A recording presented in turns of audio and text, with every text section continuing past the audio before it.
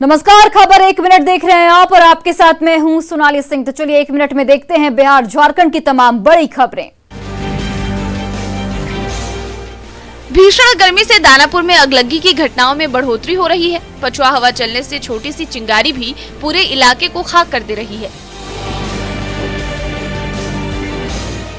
दतियाना गांव में ही कई एकड़ में लगी गेहूं की फसल में अचानक आग लग गई।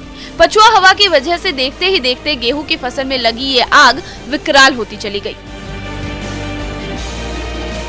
खेत में आग के उठते गोले को देख गांव के लोग खेतों की ओर भागे, लेकिन विकराल हो चुके आग को बुझाना आसान नहीं था।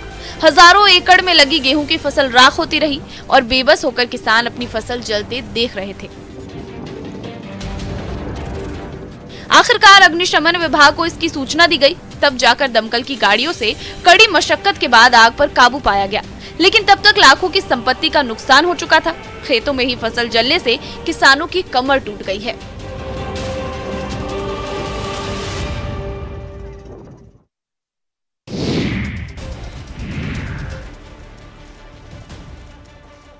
पूर्णिया में हथियारों की तस्करी काफी बढ़ गई है। अवैध तरीके से हथियार के बनाने और उसके तस्करी का धंधा जिले में जोर शोर के साथ चल रहा है, लेकिन पुलिस भी लगातार इन हथियार तस्करों को दबोचने के लिए कार्रवाई कर रही है। कृत्यानंद नगर थाना क्षेत्र के काझा कोठी के पास भी पुलिस ने कार्रवाई के दौरान एक हथियार तस्कर को गिरफ्तार किया है। पुलिस ने इस हथियार तस्कर के बैग से 2 देसी कट्टा और एक बड़ा बैरल बरामद किया है। खुलेआम बैग में हथियार रखकर घूम रहे तस्कर के पास से हथियार मिलने के बाद पुलिस के भी होश उड़ गए। पुलिस ने मौके पर ही आरोपी को थप्पड़ जड़ दिया। पुलिस ने आरोपी को गिरफ्तार कर जेल भेज दिया है। आरोपी मोहनपुर के बिंद टोला का निवासी है। हथियार कहां भेजे जाने थे, पुलिस अब इसकी पड़ताल में जुट गई है।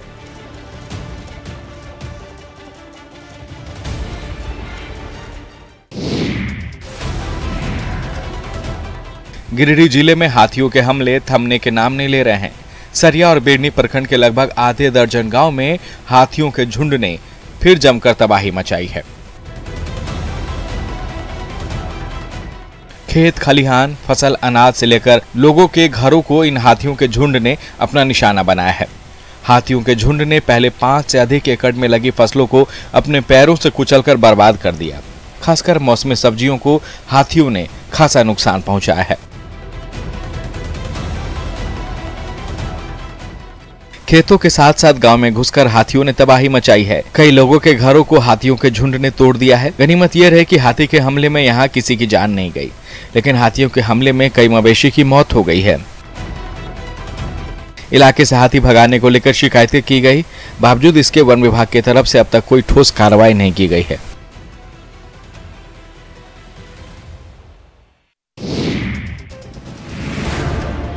एक तो भीषण गर्मी और उस पर पानी की किल्लत, वो भी तब जब हर घर के बाहर नल लगे हों।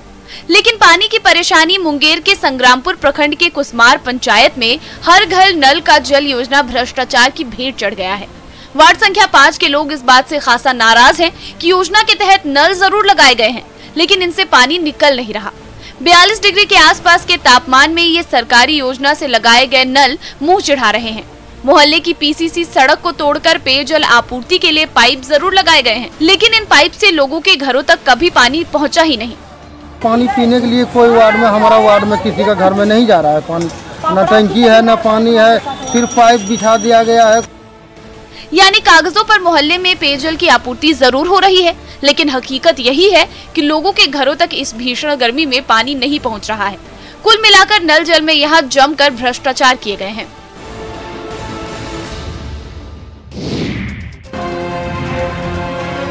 रांची में भीषण गर्मी के बीच पानी की किल्लत से लोग परेशान हैं। तेजी से चढ़ते पारा और उतनी ही तेजी से गिरते जलस्तर ने लोगों की परेशानी बढ़ा दी है। राजा उलातू पंचायत में पानी को लेकर मारामारी जल संकट को बयां करने के लिए काफी है। 3 साल से ज्यादा का समय गुजर चुका है, लेकिन यहाँ खराब सोलर जल मीनार को ठीक करने के लिए विभाग का कोई कर्मचारी अधिकारी नहीं पहुंचा। गांव में लगे चापानल कब के कब दम तोड़ चुके हैं। जो बचे हैं उन पर पूरे गांव का भार है। मतलब कई ऐसे गांव हैं जिसमें मात्र एक चापानल की बदौलत लोगों की प्यास बुझ रही है। बात चाहे मुखिया की हो या विधायक की। ऐसे खराब चापानल को दुरुस्त करने के मामले में सभी फिसड्डी साबित हो रहे हैं। खराब चापानल को दुरुस्त करने के लिए तमाम शिकायतों पर अब तक सुनवाई नहीं हुई है।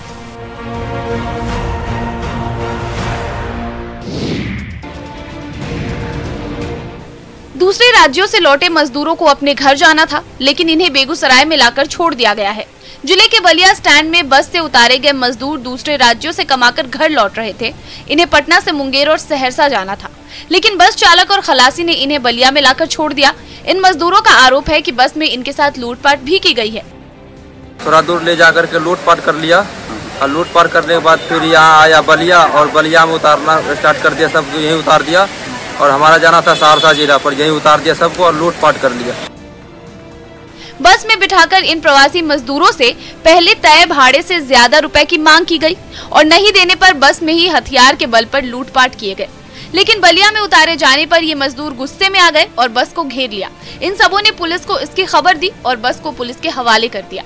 पुलिस अब इन मजदूरों की शिकायत पर बस चालक की तलाश कर रही है।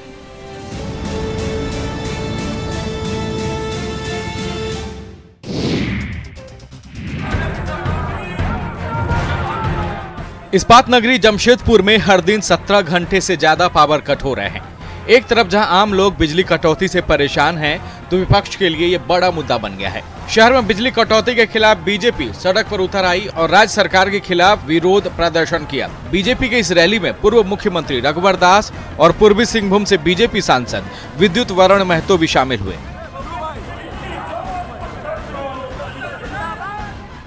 हाथों में पंखा, मोमबत्ती और लालटेन लेकर रघुवर दास के साथ पार्टी के कार्यकर्ता राज्य सरकार के खिलाफ हल्ला बोल करते रहे। बिजली विभाग के खिलाफ नारेबाजी की। हाथों में पंखा, मोमबत्ती और लालटेन लिए बीजेपी कार्यकर्ताओं ने राज्य सरकार को विकास के मुद्दे पर फेल बताया। पूर्व मुख्यमंत्री रघुवर दास ने कहा कि मुख्यमंत्री को जनता की चिंता नहीं, सिर्फ अपने परिवार की चिंता है, इसलिए आम लोग बिजली से परेशान हैं।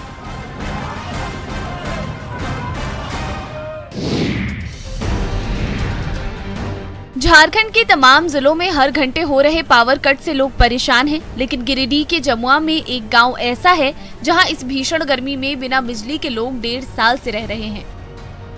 कुमगढ़िया गांव में जब बिजली के पोल लगे तो लोगों को उजाले की उम्मीद जगी, लेकिन पूरे गांव के लिए सिर्फ एक ट्रांसफार्मर ओवरलोडिंग की वजह से उड़ गया। 1.5 साल पहले ट्रांसफार्मर जलने के बावजूद ना तो इसे ठीक करने की कोशिश की गई और ना ही लोगों के घरों तक बिजली दोबारा पहुंच सकी।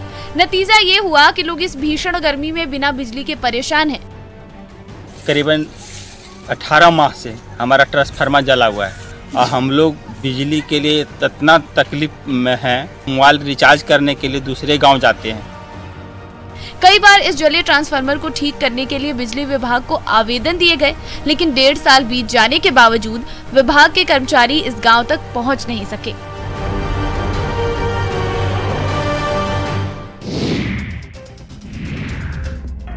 हम लोग की पूरी टीम अभी सवेरे सवेरे उठकर हनुमान चालीसा पढ़ते हैं कि हम लोग किस तरह से भवन कब गिर जाएगा कोई ठिकाना नहीं है।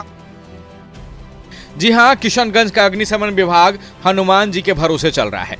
विभाग का अपना कोई भवन नहीं है तो कृषि विभाग के गोदाम में डेरा डाले हुए हैं।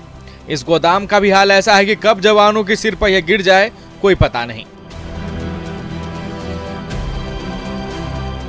कृषि विभाग के इसी गोदाम में जिला अग्निशमन विभाग के 13 कर्मचारी रहते हैं। जिले में एक महिला कर्मचारी की भी ड्यूटी है जो भाड़े के मकान में रह रही हैं। अग्निशमन विभाग का भवन बनाने के लिए टेंडर पास हो चुका है, लेकिन ठेकेदार की मनमानी से अब तक भवन बनाना शुरू भी नहीं हुआ है और जब तक बदहाल इस गोदाम में ये लोग रह रहे हैं तब तक हनुमान जी के भरोसे रह रहे हैं।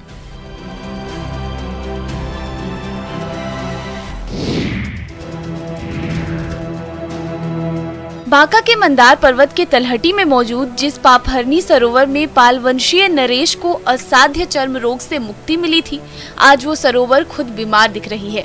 सरोवर के पानी में घुले आर्सेनिक का सहज अंदाजा इसके पानी के हरे हो चुके रंग को देखकर ही लगाया जा सकता है। सरोवर के दूषित पानी को देखकर श्रद्धालुओं की आस्था को ठेस पहुंच रही है। रखरखाव और उचित देखभाल नहीं होने से पापहरनी सरोवर में गाद जमा हो गया है। पानी से दुर्गंध आती रहती है। पापहरनी सरोवर आज पूरी तरह कूड़ेदान बनकर रह गया है। सरोवर का पानी जहरीला हो चुका है। जिस सरोवर में नहाने से बीमारियां ठीक होती थी, उस सरोवर में नहाने से लोग परहेज करने लगे हैं।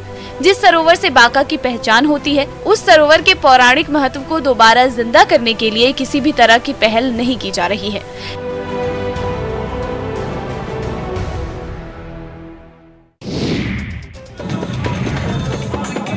भागलपुर के शाहकुंड में महाविष्णु महायज्ञ को लेकर भव्य कलश यात्रा निकाली गई। कलश यात्रा शुरू करने से पहले सैकड़ों की संख्या में महिलाएं और कन्याएं गाजे बाजे के साथ जल भरने के लिए सुल्तानगंज उत्तरवाहिनी गंगा घाट पहुंची और कलश में जल भरा। फिर इस पवित्र जल को अपने माथे पर रखकर पैदल चलते हुए यज्ञस्थल जमालपुर पहुंची। रथ पर सवार भगवान विष्णु इस भव्य कलश यात्रा की शोभा बढ़ा रहे थे, तो महादेव का रूप धारण किए भक्त पैदल लोगों के साथ चल रहे थे। बैंड बाजे कलश यात्रा की शोभा बढ़ा रहे थे। शहर के जिन इलाकों से ये कलश यात्रा गुजर रही थी, पूरा इलाका भक्तिमय माहौल में डूब रहा था। जय विष्णु, हर हर महादेव, जय श्री राम और जय हनुमान के जय घोष से पूरा शहर भक्तिमय हो गया था। जमालपुर गांव में 9 मई तक महाविष्णु यज्ञ का आयोजन किया जा रहा है।